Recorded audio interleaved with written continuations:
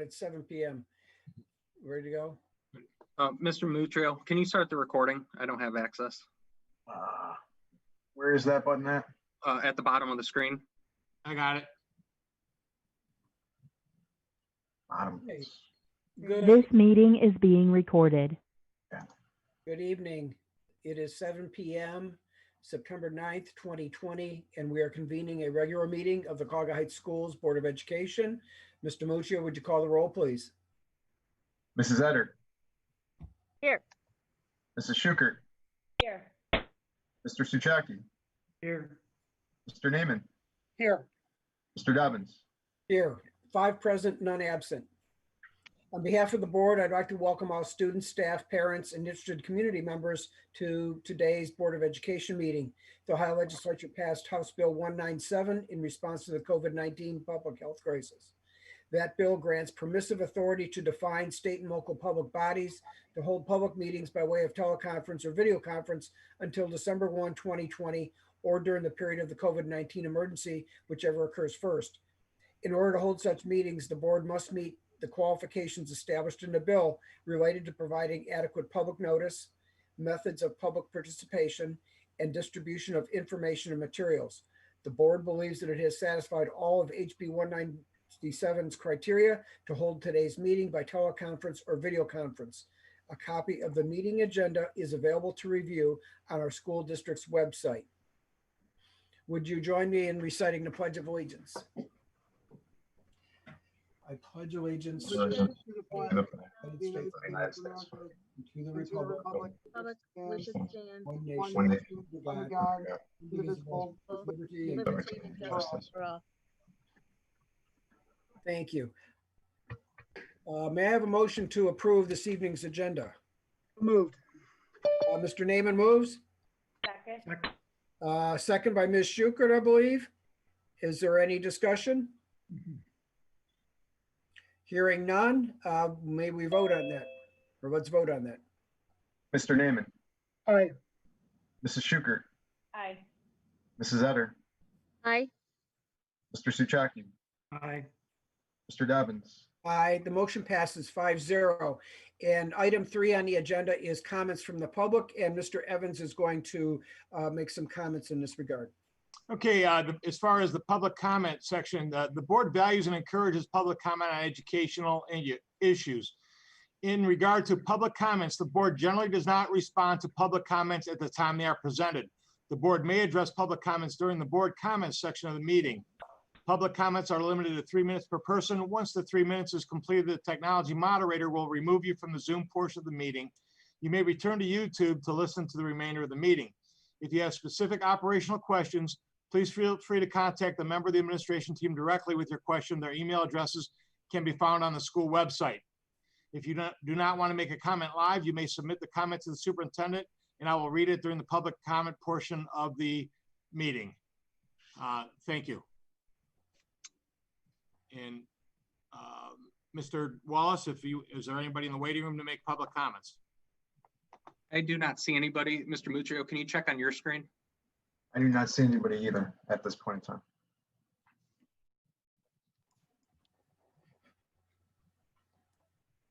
Well, hearing that there's no one waiting in the waiting room for public comment, shall we proceed?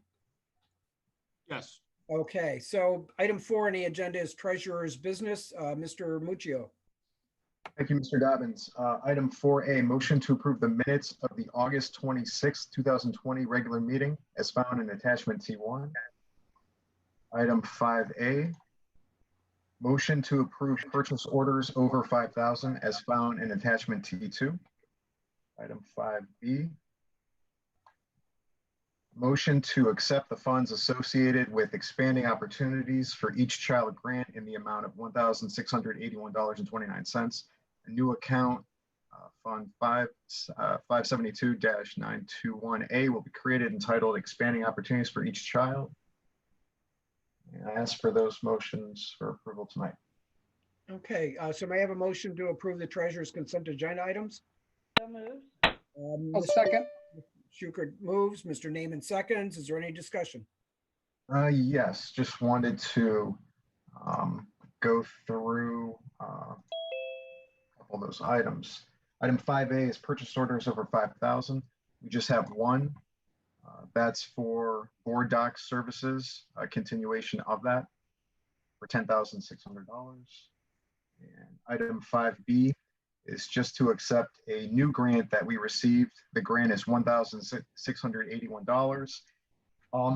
And in the public content portion, I just have an explanation about the grant. So the expanding opportunities for each child grant program is meant to expand access to and enrollment in school improvement activities for low achieving students and students from low income families. This grant will focus on 4 areas: advanced coursework, career pathways, personalized learning, and credit recovery and academic acceleration services. We're going to use number 2. The career pathways is our initial thought for how we're going to use this grant. And for fiscal year 2021, the expanding opportunities for each child program will be a non-competitive grant. All traditional school districts and community schools receiving Title I funds will receive up to 3% of their Title I funds to execute this grant program. So our amount comes in at about 3% of our title funds that we receive for the year. And that's all I have. Very good. Any further discussion? Hearing none, may we move to a vote then? Mrs. Schuker, Aye. Mr. Naaman, Aye. Mrs. Etter, Aye. Mr. Suchaki, Aye. and Mr. Dobbins. Aye, the motion passes 5-0. Item 7, treasurer's discussion. Thank you, Mr. Dobbins. Just have 2 discussion items tonight. First is item 7A, discussion GPD band room structural review status update. Just wanted to give a quick background. So during summer 2020, Jim Zerbola, our maintenance supervisor, found that the band room masonry base was in poor shape. Myself and our superintendent, Tom Evans, along with Jim Zerbola, examined this further. And we also had GPD, which is our district architects, take a look. GPD recommended performing a structural review of the band room masonry base for a cost of $4,650.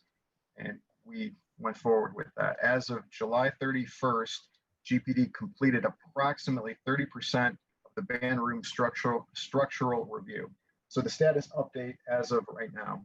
So on Thursday, August 27th, Jim Zerbola, Tom Evans, Matt Young, our assistant superintendent, and myself met with Jason Nolde, the project manager from GPD who works with us, and Mark Salapak, the principal in charge, to review the current status.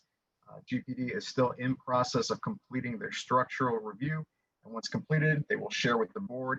I anticipate that will be late September, October 2020. I'm going to open the attachment that we have here, which has some nice pictures of what we're talking about.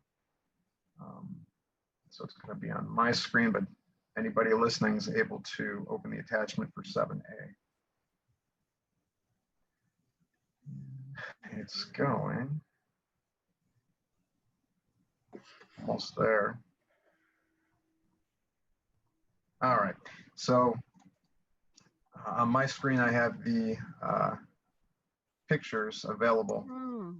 So this is the base for the band room that we're seeing here. I'm going to scroll down to the next picture. This is more of a close-up view, how the wall is kind of breaking apart from it there.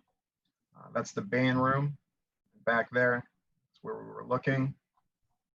This is right beneath it in the locker rooms, how the wall is starting to crack and further cracking there. Mr. Evans, do you want to also comment on this? Yeah, just, and my question was, is the hill sliding at all? Because that's the back of the building. There's a short driveway, and then there's the hill down to the track area. And they said, no, the hill hasn't moved at all. It's the corner of the building that's settling. So that's the issue that they're going to cinch up as they look to repair this part of the building. So my bigger concern was that maybe part of that hill was washing away, causing that corner to drop. And they said, no, that is not the case, that they had somebody look at that. And I want to throw something else in here, Mr. Muccio. I noticed that several people got on a little bit late. I'll come back to public comments before my comments section. I got a couple text messages here. So if that's okay with Mr. Dobbins, we'll revisit that before my comments portion of the meeting, if somebody wants to step into the waiting room, and then we'll let them make their comments at that time. I think there was some. There's confusion about the link too. Yeah, the link. So I'm sending the link right now. okay. I apologize for getting off topic there, but that's about the corner of the building settling there, and that part of the building went up in the early 1960s. And again, I'm going to want something in writing from them telling me that the hill's not sliding on us over there too, just to make sure that we don't fix this and then we find out that the hill is actually sliding, causing the corner of the building to drop over there. And the $4,600 is strictly the assessment fee. Correct. Figuring out what this is. It Right. has nothing to do, we have no idea about cost yet for repair. Yeah, we had ranges in cost that between short term and long term, and we quite honestly, Mr. Muccio and I asked them to look at more of a long term fix. They could have done a short term fix, but if we're going to go through the issue, shoring the building up, I think we want to do it for as long a range as possible. So that was what we asked, and that's what they're getting quoted on right now. But they said they said it wouldn't be in excess of $50,000 for the entire corner with some of the work that had to be done structurally to it. And so just so I get a better idea, it's a corner of the room, or is it spreading across like the whole back? It's pretty much that. It's pretty much that corner of the room, and that's, as he showed you, that sits directly above the locker room door in the varsity locker room, and that's kind of where I first saw the crack there, but it didn't think that it might be attributed to something upstairs. And when they went up and saw some of that bottom brick displaced, they said that it's not imminent. In other words, it's not going to collapse on us in the next 2 weeks or 2 months even, but we've kept the band stuff off of there until we can get it repaired at this point in time. Is this the first time anybody's noticed this? To my knowledge, yes. Wow, okay. And we, quite honestly, we've done a lot of work on the roof above the band room in my time here. I know we had some leaking problems in the band room. We've redone some flashing around some of the fixtures on the top of the roof. We probably put more work into the roof above the band room than any of our other roofs throughout the district in the 10 years that I've been here.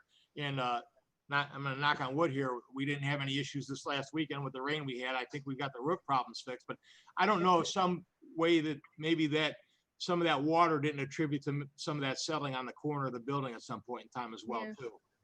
Wow. And then just circling back, once GPD is completed with their review, we'll ask them to come and present to the Board of Education just what they found, the options in which to fix that masonry base that we have in front of us. So we'll be able to talk about that more further. And then item 7B for discussion is the Broadband Ohio Connectivity Grant. I just want to thank Mr. Dave Wallace and Mr. Matt Young and Mr. Matt Hartman for their work in working on this, which deals with technology. And I'm putting him a little bit on the spot, but Dave Wallace, if you want to talk about this grant, he was the main author of this, what he applied for. Yeah, sure. Basically, we applied for funds to help reimburse our costs for wireless hotspots. Currently, we're using 10 hotspots between the 3 villages at our remote sites, and that's going to help subsidize the cost until December for that. So that's what this funds are going to be used for. Gotcha. Thank you, Mr. Wallace. And again, we're just discussing this tonight.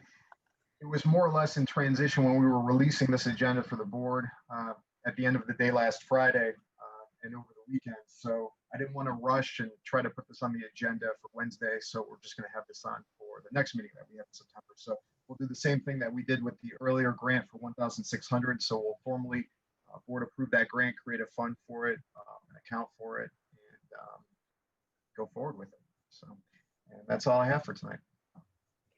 Thank you, Mr. Muccio. Next is item 8 on the agenda, and that's superintendent's business. Okay, item 8A, motion to accept the resignation of Rick Senta as a bus van driver effective August 31st, 2020.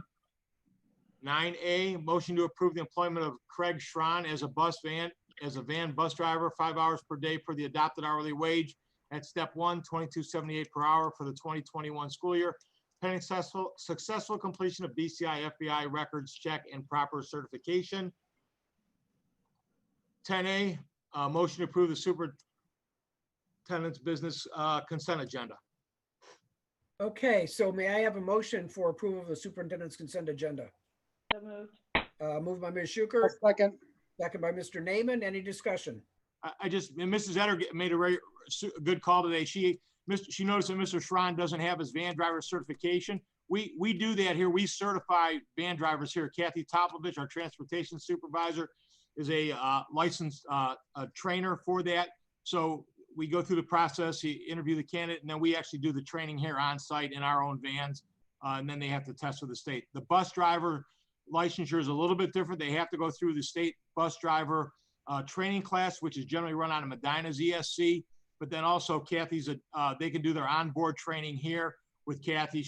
Like during the day, they can go out and train on our buses with Kathy Topovich at that time. So good catch, Mrs. Etter, on that one. Okay, if there's no further discussion, let's move to a vote. Mrs. Schuker, Aye. Mr. Naaman, Aye. Mrs. Etter, Aye. Mr. Souchaki, Aye. Mr. Dobbins. Aye, the motion passes 5-0. Superintendent's reports. Okay, I'm going to circle back around to public comments. I saw Jen was in and out of the waiting room. Jen, if you're there, if you want to jump back into the waiting room, I'll bring you out for a public comment. And I think Bill Nichols had also sent me a message that, Bill, if you want to, if you're able to get in the waiting room, and we'll bring you on for your public comment here. We'll give you a second to try and log on through that link. I saw Jen pop up a couple times there. And Tom, Bill had texted me that there's a problem with, and this is probably Dave Wallace, the interface is not conducive to mobile applications. Way over my head, Dave. So I don't know if there's a way we can look at if people are using phones to get in public comments. Yeah, if you would like to join in via phone, if you could just go to our YouTube channel and watch the live stream. In the comments, I put a phone number that you can call in, and that should help you out, get in. Thank you. And I know Jen was out there. She had popped in and out of the waiting room. I don't see it right now. So Jen, if you want to come back into the waiting room, and I'll bring you on for public comments. We'll give that a minute or two.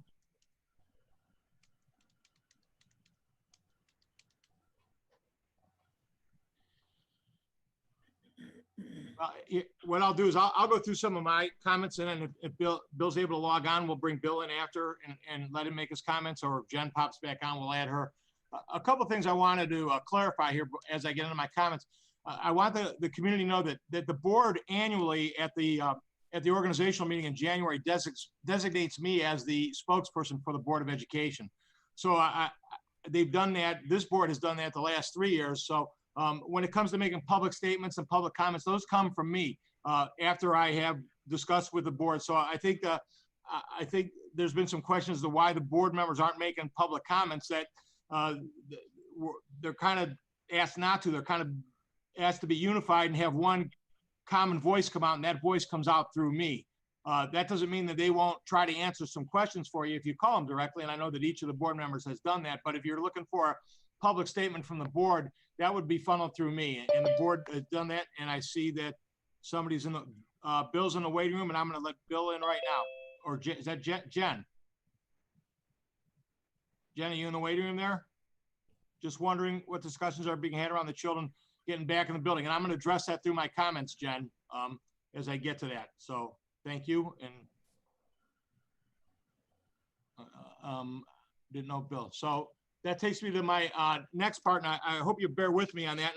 And I want to thank Michelle Bartz-Lucas. She sent me 10 questions, and Michelle's been in contact with me throughout the process. And I thought what might work well is she sent this to me about a week ago, and I responded to her, and I urged her to send that on to anybody. But I'm going to read through what Michelle's questions were to me, and then what my responses were to Jen. This is kind of an FAQ.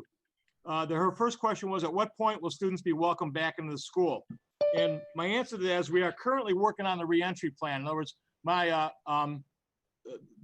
administrative team is working on that on a daily basis. A lot of physical work has been done. We have 100 hand sanitizers, new hand sanitizers out throughout the district. We have desk dividers have arrived. We're spacing rooms for social distancing. We will most likely come back in a hybrid, whether it's a 2-day or a 4-day a week. We're still working on. Some of the larger classes are making it hard for us to social distance in some of the smaller, older rooms on the north end of the building. But we are currently working on that plan, and I'm going to have a statement out to the public tomorrow just about where we're at with that. Her second question is, what is the deciding factor for opening schools up? And the deciding factor is going to be a sustained decline in the positive test numbers. And we are certainly well on our way to that goal. The last 3 weeks, we've had positive numbers. Those numbers are trending, which is why we're working so hard on what our reentry plan is going to look like at this point. We're hoping that those numbers continue to decline this week.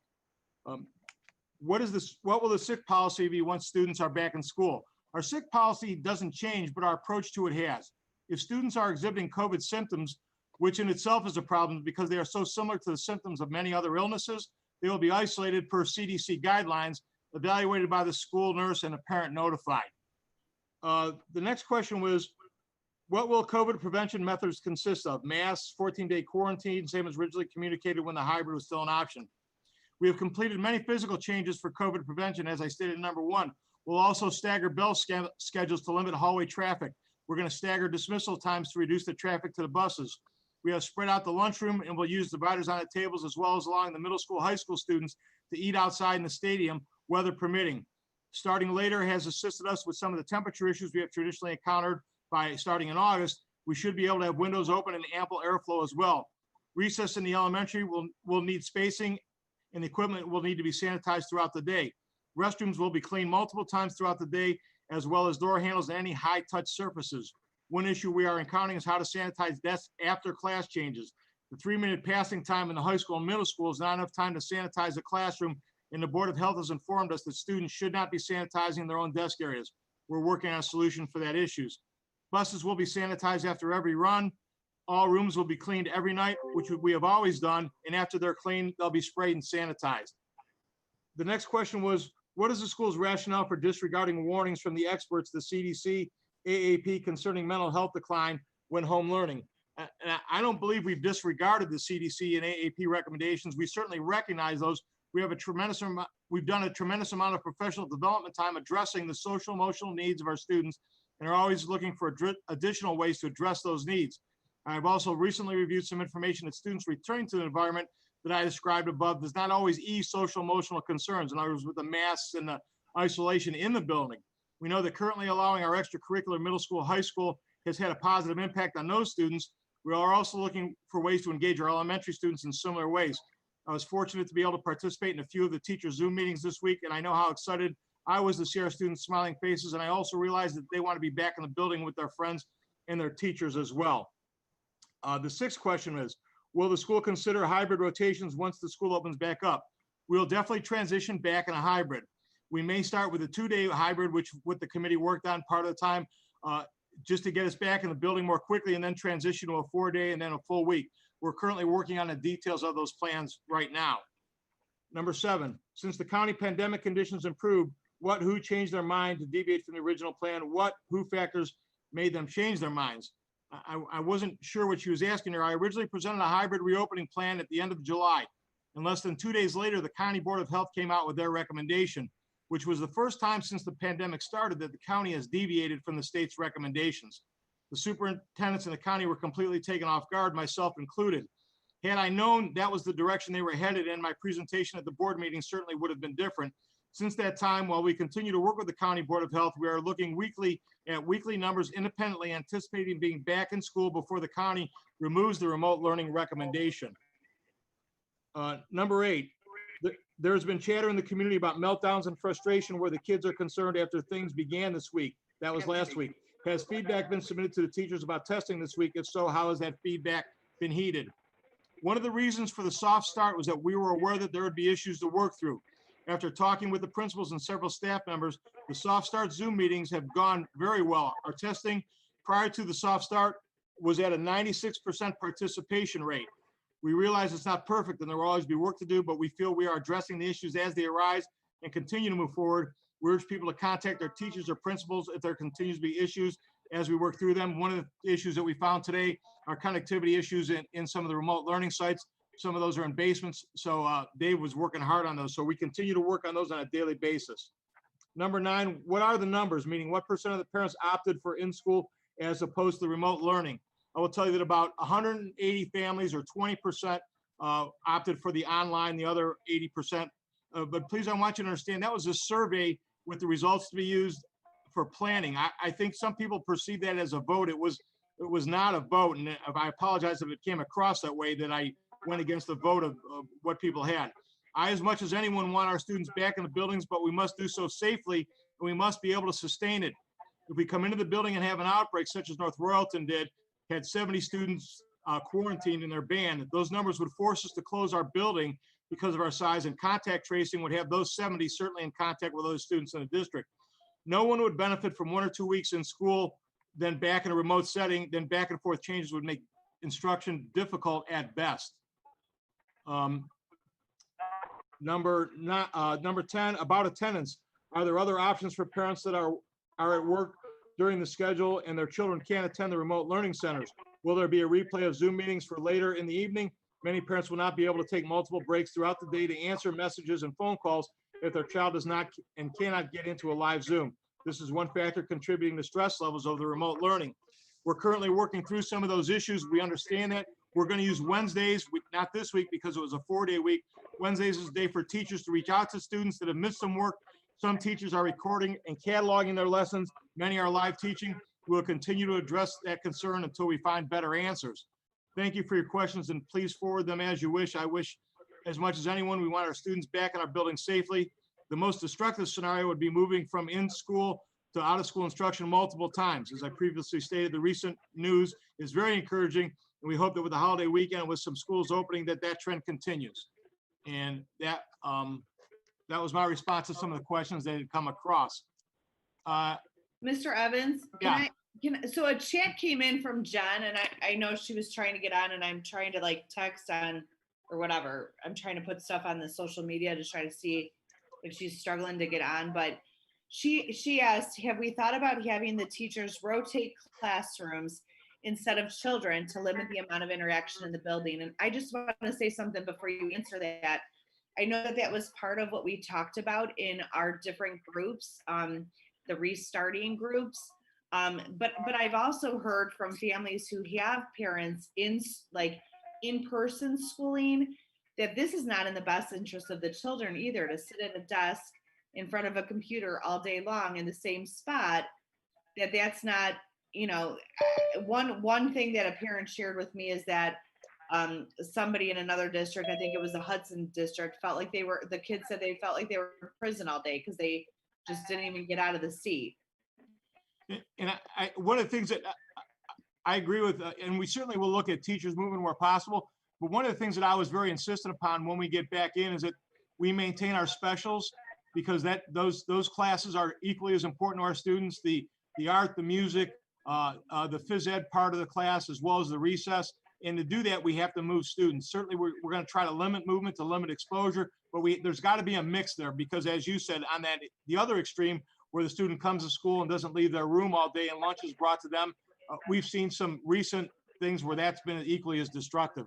Bill, I see you've been waiting patiently there. I've got a couple more things that I want to comment on, but I don't want to leave you hanging any longer there, Bill. So if you want to unmute yourself and chime in, Bill, I'll.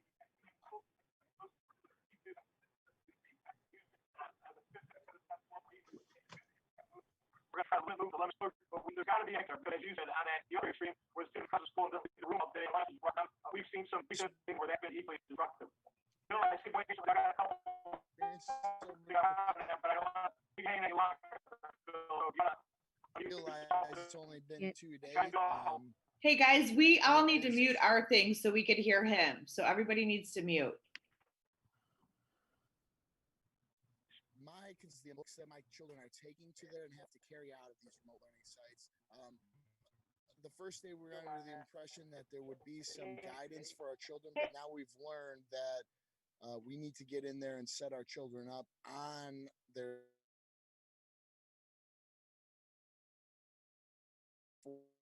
education starts for them. I had a problem where another parent had to help her get her Zoom started because she couldn't quite grasp everything, and we're working through that ourselves. I appreciate everybody that's been there in the administration one comment that I would make is this, it seems real important that our board, who is the top level of our school district, would be involved on a certain amount where even if our board members are rotating around, I don't know if that's possible, but I feel like you're this remote learn as our school board, you would be there. Some representative from our board would be there to understand exactly what's happening. I haven't seen that. It's kind of troubling to me. There's some board members, I feel like, this is my own personal feeling, that they're very hands off when it comes to this. And I really feel like, as a resident and a vested community member, that the people we elect to our office need, if they're going to make these decisions, to be there, right? I find it kind of absurd, the cleaning ladies walking over after the first day. We have beautiful facilities, and I know the whole argument, but you're packing in up to 40 from what I heard in there. I haven't seen inside, because once you let your kids go, and we've been getting there early, you don't know how many kids are in these remote facilities. So it's kind of troubling to me when we have beautiful open facilities, especially for elementary school kids, which mine are all 5th, 3rd, and 1st. So it's different from everybody else. I realize that, but I really feel like there's no real leadership. I would hope that the board would take this up, and there may be comments later, or I don't know if that's even going to be possible. Also, we covered the amount of books, the stress level. When we had our protests, there was a somewhat of a guarantee. I'm not going to say it as was a guarantee, but this would not be stressful for parents.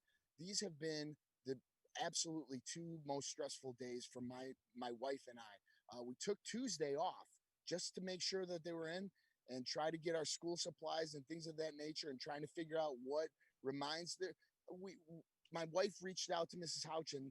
She says she has over 200 Remind accounts that she has to monitor, plus 3 different groups.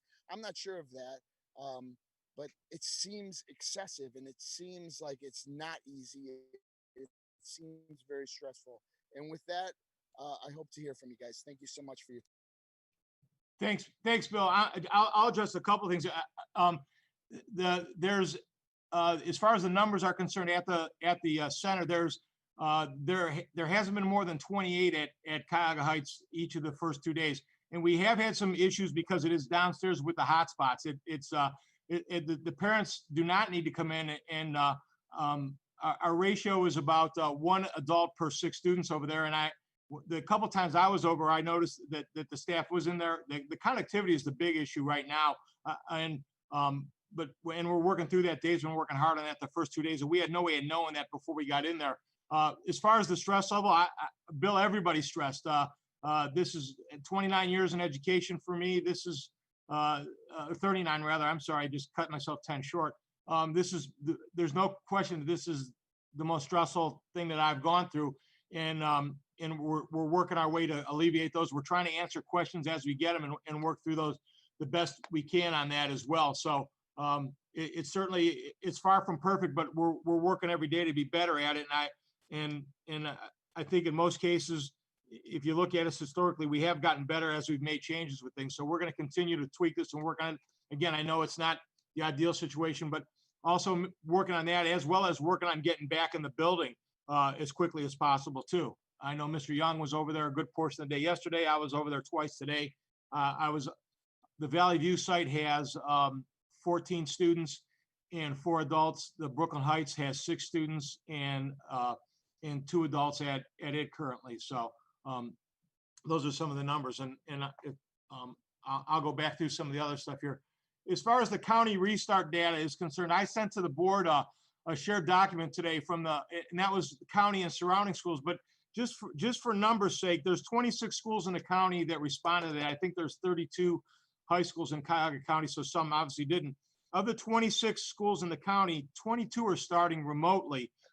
3 are hybrid, and 1's a 5-day back. The hybrids are Olmsted Falls, Chagrin Falls, and Brecksville, and the one that's 5 days back is Independence. And ironically, Ben called me today and said they think Thursday and Friday are going to be remote days due to the heat index being up at Independence. But again, I also note that that a lot of schools are working on getting back to a hybrid, as we are right now. Some of them have set dates.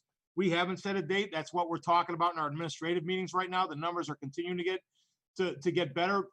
For the community to know that I am talking to the board about possible dates back before the end of the first quarter, well before the end of the first quarter, to get our students back in our building in a hybrid situation.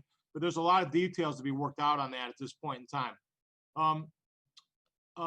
As far as the governor's reporting update, I think you saw it last week that the governor is mandating that we as schools report active cases.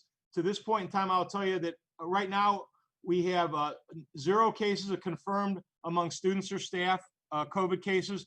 We do have 3 students that are quarantined due to a contact with someone that tested positive. They did not test positive. Currently, no staff are quarantined. That report will be posted on the website weekly and will also be sent out in Tom Talks on a weekly basis as well.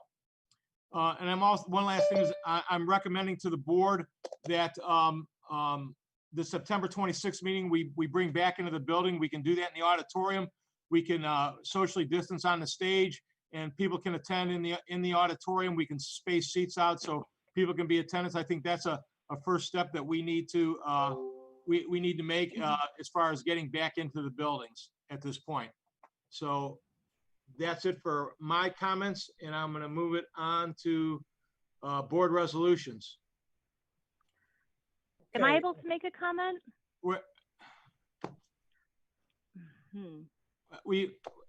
If you can make it brief, we've kind of gone through 3 different sections of public comments at this point in time. Please identify yourself. Sorry for the inconvenience. Oh, no, my name is April. Sorry, I was trying to help my son with his homework and finish the dishes. So sorry about that. My name is April Torres. I have a 5th grader, and we're a tuition family. I have a concern, and there's a few other parents as well. I feel like our kids are toting around 20 pounds worth of stuff, bringing all of their stuff to so my son goes to the building across the school. And is there a way that I'm happy to buy my son a bin to keep his some of his books and notebooks in, or his supply bag that I can leave in that room, or does he have to keep schlepping his stuff back and forth? I'll answer it as quickly as possible, Mrs. Torres. I reached out to the County Board of Health about that because that would be the same situation if we had them in class, and if we would need to do some sort of sanitation with those. And I sent that email over today, so I'm waiting a response for that. So hopefully that has been a consideration, some totes or some kind of storage that we could have with each student individually, so that there wouldn't have to be the back and forth on this as well. So as soon as I have an answer on that, I will get an answer out on that, and I'll put that in. I'll send it out through the reminder for the learning groups. Okay, thank you. I know there's about 10 other parents with that same concern. So that was my comment. Thank you. I appreciate it. We really, until the kids started, especially the elementary kids, we got 25-pound kids hauling 40 pounds of books in backpacks. So that it's not until you watch them walk in, you don't realize how crazy that is. I mean, yeah. I mean, and I know, some families have 3 and 4 kids, and multiply that by 4. That's, right. That's a whole other person there. You know what I mean? Yeah. The staff at the sites identified that yesterday and immediately reached out to me and said, hey, is there something we can do? So we're working on that as. Yeah. And I know the parents, I can speak for all of us. We are happy to buy bins for our kids, and I'm happy to buy a bin for a family who can't do it right now. I'm happy to do that. Well, but just anything to make this easier for our kids. Thanks, Mrs. Torres. Okay. Thank you. Okay.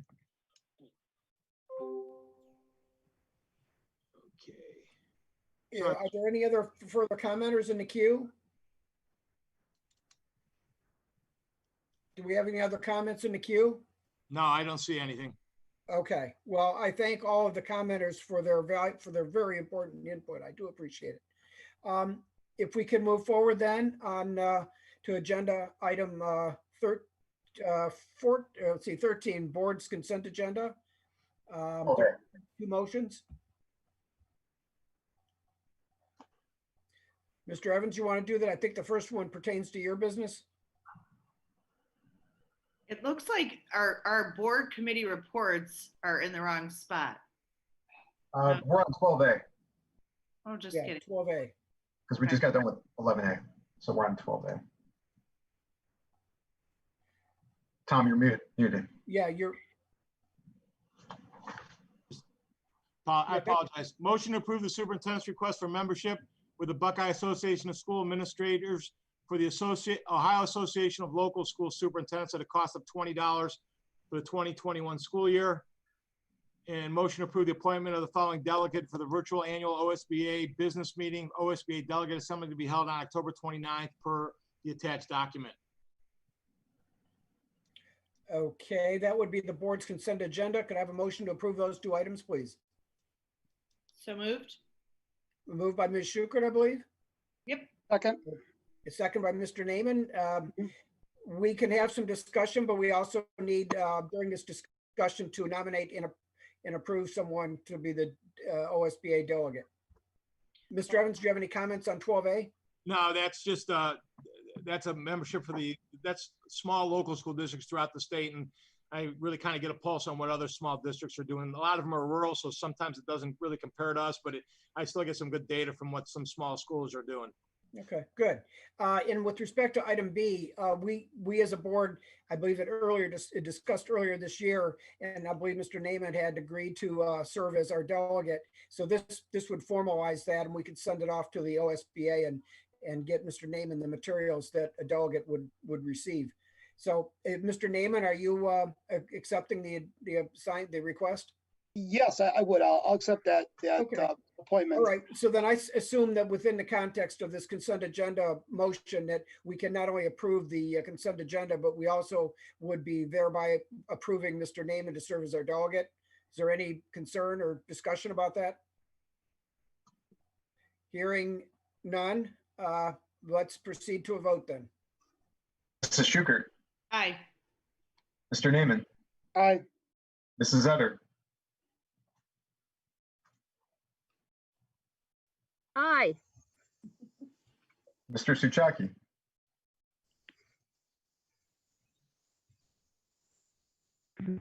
Hi, sorry about that. Mr. Dobbins.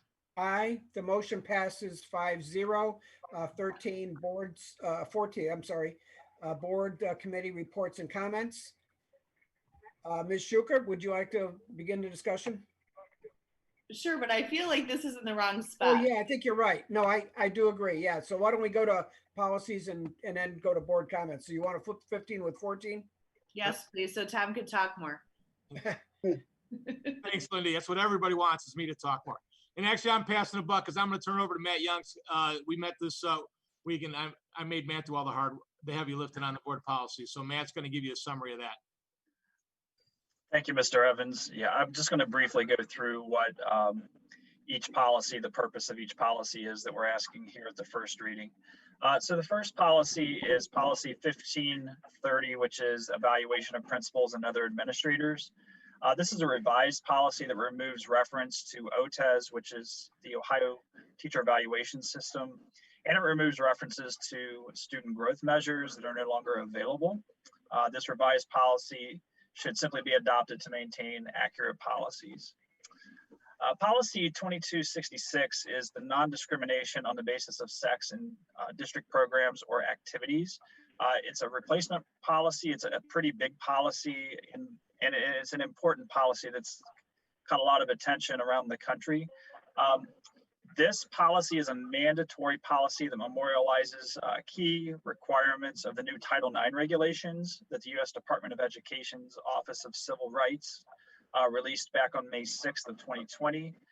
The new regulations went into effect on August 14th of 2020, which means that public school districts like us must follow its mandates when addressing and investigating and adjudicating allegations of sexual harassment occurring in a district's education programs and activities that the district received notice of on or after August 14th. It's expected that districts will need to certify or affirm their compliance with Title IX and their new implementing regulations when applying for and receiving federal funds related to the 2021 school year. Policy 3220, this is a replacement policy that deals with standards-based teacher evaluation. Back on May 1st of 2020, the Ohio Department of Education adopted the new Ohio Teacher Evaluation System Framework. It's called OTES 2.0. And regardless of a district's time frame, it originally required board policy to be adopted by July 1st of 2020. With the COVID event, that date got pushed back to September 1st of 2020. We will not be implementing OTES 2.0 until next year, but we are required to have policy in place. In addition, the options that have been selected in this policy were done with feedback from the Cuyahoga Heights Association of Teachers.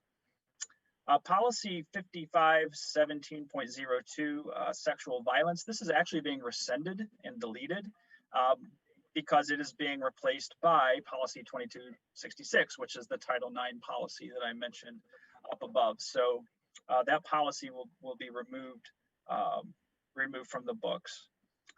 Policy 8420.01 deals with pandemics and other medical emergencies. This is a new policy that is really an extension of policy 3420, emergency situations at schools. We did adopt that policy back in 2014, and it was revised in February of 2020, just before the COVID event hit. So this particular policy, it states that the superintendent shall establish a pandemic response team to develop a plan in coordination with local government and local enforcement officials. The plan must meet 10 criteria and be reviewed annually, and that's all listed in that particular policy. And finally, we have policy 8450.01. This is protective facial coverings during pandemic and epidemic events. This is a new policy. As you recall, back in June, Governor Mike DeWine, the Ohio Department of Health, and the Ohio Department of Education released the COVID-19 health and prevention guidance for Ohio K through 12 schools. There were 5 guidelines that were presented at that time, and the last one that was presented was that Ohio school districts must adopt and implement a face covering policy. So the presented policy for review is simply an extension of policy 8450. Control of casual contact communicable diseases, which was adopted back in 2014. So that's a summary of all the policies that are presented before you for first reading. Thank you, Mr. Young. If there's no questions about those policies, and this is a first reading, we could proceed then to board committee comments and reports. Ms. Schukert, do you have something? Absolutely. First of all, as far as the business aspect, I talked to Mr. Muccio and Mr. Evans, and we're looking at probably a finance committee meeting the beginning of October. So I will be sending that out. I'm just waiting for like the storm to kind of calm down a little bit before I get that going. And then I also wanted to say, I feel that we're really off to a great start. I know sometimes that week where you're testing things at soft start can kind of seem frustrating, but we did it also in my home district, and it really is to work out those kinks, and it's important to have that time to really work through like the technology, the scheduling, all of that. And so I'm glad that we had that time. I will just say personally, I am hearing silence in my house once again, which is awesome. You know, my kids are like taking naps during their recess. They're asking to play the Xbox during recess and stuff like that. And I think there's a lot of positives. You know, we didn't have to go out and get school clothes this year, except for like the top up, a little bit more hair gel. You know, the kids are sleeping more. We're getting, you know, they're able to eat food at home. And there's not that wasted time of instruction just with transportation. So again, I know as a parent, I'm trying to look at the positives that this is bringing. And although we're on top of each other at home and, you know, wanting to rip each other's eyeballs out at times, I do feel like there's some positives. And so I want to thank absolutely the students who I know are trying really hard. They're very serious getting just for my own children, like they're logging on and, you know, they're texting, they're reaching out to their peers, they're trying to help each other. And so that kind of made me feel better that that social emotional thing is still occurring, even though we're far away. I want to thank parents for just sticking with us and knowing that this isn't ideal for anybody, but working hard. The beginning of the year to build Nichols is always stressful. Even just personally, when my kids are in school, it's stressful. It's filled with anxiety and buying the supplies and making sure you have everything down. And so, I'm very hopeful that within the next couple weeks, we'll have a routine down and be feeling good. And most of all, I just really want to thank the staff and the administration for not leaving or giving up, but also just for working hard and continuing to just absolutely. I heard some awesome things happening just being behind the scenes, and I'm not supposed to listen to my kids' classes, but the way that they're reaching out to students who maybe are having issues with muting or not muting, and just working through those things. So I'm just very, again, thankful and appreciative to live in this district and to be part of the leadership of this district that just really believes in putting kids first. That's all I've got. Thank you. That's plenty. Thank you, Mrs. Schukert. Mr. Naaman, do you have comments for the group? Sure. Yeah, absolutely. I do. First off, I think just to address some of the things that were said in the public comments too. This is a really stressful time, and I think it's all about change. And change is difficult sometimes, not only from a student perspective, but a parent perspective, and also a staff and teacher perspective. I mean, this is some things that we have not been accustomed to, and we're not used to. This is all kind of starting from the ground level. So, I mean, I think it comes down to when I said last week too. I think it's all about like patience, understanding, tolerance, and some compassion that we either have for each other, if each of the students have for each other, the parents have for each other, and the students and the staff, and everyone basically. I think that goes a really long way, because it is tough and it's difficult. I mean, this is stressful times for sure. I really like to commend the staff too, because I do see that. I have two kids. One is in the 8th grade and one's the 12th grade too. So, and I'm really kind of encouraged by some of the numbers, and that the sustainable declines. And if those continue, I really want to look forward to, kids getting back into some sort of normalcy. And I think that's where we all want to be at some point. And I think that the staff, I mean, they've been working really hard. The administration too, as well. I mean, they're being very creative in some of their approaches to the learning programs. They're working with the students, as Mrs. Schukert said as well. So I'm seeing that through my kids too as well. And I mean, hats off to everybody that way. Students, I know, like I said, it's difficult times. You have to push through it. It's some changes, but again, you get accustomed to those changes too as well. So again, thank them. Parents, thanks again for understanding and be a little bit of compassion, have a little bit of patience. We're doing the best in choosing through some suboptimal solutions that we've been presented with this year, which is unusual times. So we got to handle these things one thing at a time, and I'm sure we're going to push through and we'll be fine once again. So that's really all I have to say. So thanks. Thank you, Mr. Naaman. Mrs. Eder, do you have anything for the group? Just reiterate that, it's been a while since my kids were in school, but I remember it being a stressful time, just getting them back to school. And so this is no different. And in some ways it is different because we've never gone through a start of a school year like this one.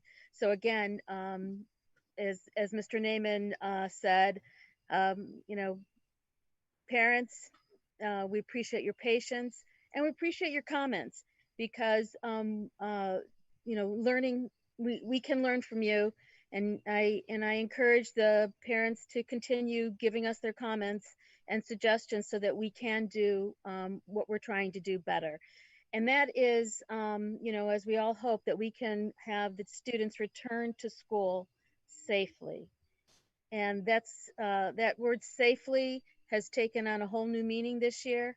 And, but that is first and foremost. So I know we're on that path and I hope we will be there soon. So I just want to say a big thank you. I am, as always, very grateful to what happens at our school, the staff, the students, the administration, the support staff, everyone there who has a hand in getting the school year started and the best education for our students. I'd like to say thanks again to Dave Wallace on getting that hotspots grant, because of course that's something we really needed. And again, a year ago at this time, would we have been talking about something like this? Absolutely not. But thank you, Dave, for searching that out and getting us that grant. And the only other thing is I am doing some research on filling the communications need that we have. I've researched a little bit at the ESC. It looks like it's a la carte kind of service. So we may, look at that at some point, but there's more research that needs to be done. So I'm still working on that. And that's all I've got tonight. Thank you, Mrs. Etter. Mr. Suchaki, do you have anything for the group? It's difficult to add to what my fellow board members have already said. I briefly summarized my thanks to the teachers, administrators, and the rest of the staff for getting us off to such a good start this year under the circumstances. Parents, we appreciate your patience and your involvement and hard work and what is going on. As Mr. Evans has already said, this is a year unlike any other, and we just all have to jump in and do the best we can, make the best possible decisions that we can. But Curtis said before, we're going to do this at least as well as anybody else, and probably better than most, to maintain our standing as one of the top districts in the state of Ohio. I firmly believe that we can do that, and my thanks are made.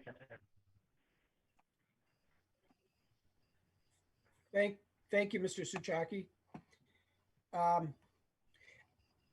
want to echo everyone else's comments, and I am, as everyone has said, I'm deeply grateful for the administration and for our outstanding staff's efforts and pulling together to essentially develop and launch a remote learning system on the fly that I think Ms. Etter made reference to, that a year ago wasn't even on anyone's radar. So to be confronted with that challenge and to respond as well as we have, I think it speaks volumes to the quality of the people that we have in our district, educating our children on a daily basis. So as so many other board members have said, I would ask the parents to continue to bear with us and to work with us as we move through this very difficult and very uncertain time. I also want to thank Mr. Evans for sharing recently the middle school and high school teachers introductory videos. I watched at least one of those videos per middle school, high school teacher. And although I don't have any students in the district at this time, I learned about our staff, our curriculum, the remote structure, and most importantly, the expectations that our staff is carrying forward into this year. And I also noted that almost every video shared a common theme, and that is that we are in this pandemic together. And most of the commenters provided assurances that everyone is working hard to make the best of a very difficult situation. And so I would just remind the people that are listening tonight, the parents in particular, that we are truly in this together, and feel free to keep contacting us and giving us feedback and input so that we can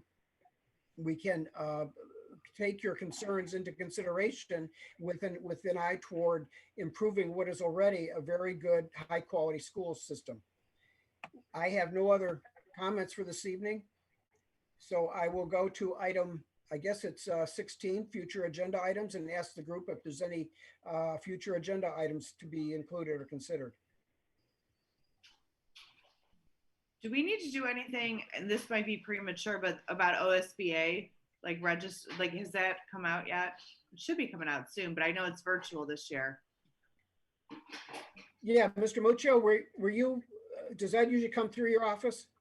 Yeah, I'll take a look at it. I know it's not in person this year. It's all virtual, so I'm not quite sure how that plays into everything as far as the registration process, but I'll look into that for next board meeting. Thank you. And Mr. Naaman and I spoke earlier this afternoon, and he is going to be reviewing the legislative platform that the OSBA asked its delegates to consider. And if there's anything that's germane to our district, he's graciously agreed to review and share with the board to seek our input. Just a reminder, originally I'm sorry, Joe, we were scheduled to present this year at OSBA. And originally they said, even if they went to an online format, that they may still want us to do that. I have not heard anything from them recently. I'll follow up with OSBA on that, because I'm not sure what kind of program they're going to put together, but originally we were accepted to present at OSBA this year as a group. Okay, well, Mr. Muccio, then I'll update us about the need to discuss or include future items for OSBA Capital Conference. If there's no other information to discuss or no other agenda items, I'll move forward to item 17. Upcoming regular board meetings. They're held Wednesdays at 7 p.m. and will be held on the following days: September 23rd, October 7th, October 21st, and November 4th. Mr. Don, Yes. So do we need to just wait and see how the numbers continue with the county before we make a decision about our next board meeting and whether it's in person at school or if it's going to remain in a Zoom meeting? Yeah, well, we've been. Tom said it was in person, guys. Go ahead, Wendy. Tom said it was in person, right? Is it definite? Yeah, it's still in consideration. You could still social distance. Yeah, I think we can, the auditorium, really, we can be 6 foot apart as a group, and then the audience, that way the audience could be there in person. And I know that there's plenty of spacing in the auditorium. We could tape the seats off. So I think we kind of have to model the behavior that we're going to expect of students and staff as they start to come back in the building. I think that's a good lead for us to come back and say we're going to be in person, but as kind of a kickoff to that. So I just think that's a good move on our part in general. Okay, I just wanted clarification, so that's fine. Very good. Okay, thank you. So then we will plan, unless we hear otherwise from Mr. Evans, we'll plan on meeting in person September 23rd in the auditorium of the school.